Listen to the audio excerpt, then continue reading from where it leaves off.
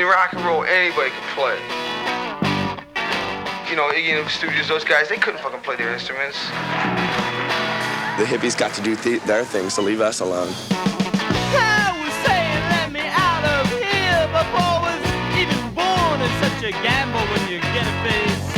It's fascinating to observe what the mirror does, but when I dive into the wall that I set a place, I belong to the blank generation, and I can take it or leave it each time. Well, I belong to the generation, but I can take it or leave it each time. Punk grew out of a couple of things that had already happened in the 60s and the early 70s, and that was Iggy Pop with the Stooges.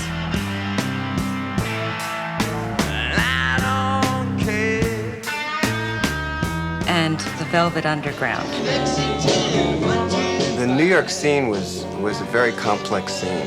Poets, playwrights, the avant-garde world around Andy Warhol.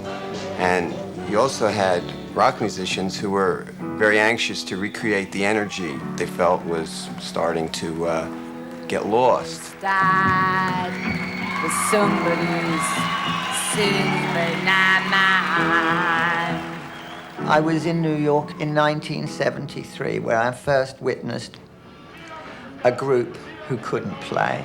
They were called the New York Dolls. It was no longer a point in being able to play well.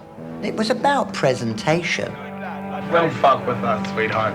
We wanted to put some show business razzmatazz back into entertainment. Her motto was, don't bore us, get to the chorus. There was nothing else but pompous stadium rock. There was nothing there for Joe Bloggs in the street.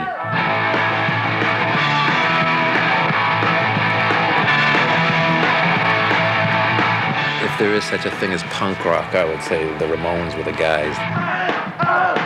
Let's go! Let's go!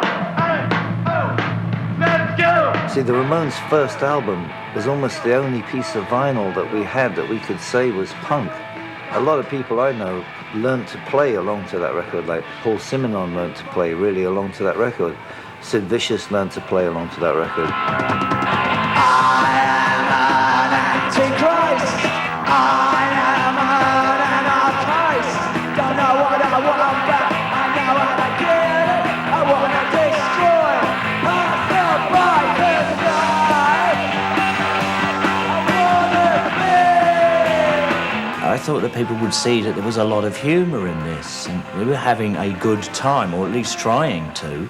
There was no actual maliciousness in what we were doing. We'd attack systems and schemes and social orders. There's nothing personal or bitter in that.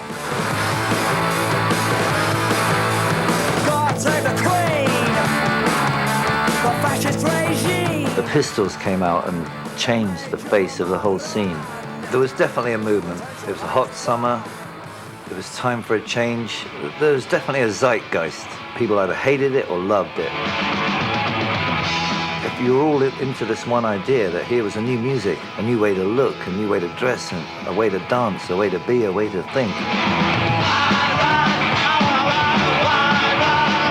Punk was a do-it-yourself attitude. If you only play two notes on the guitar, you can figure out a way to make a song out of that. And that kind of spirit never really goes away.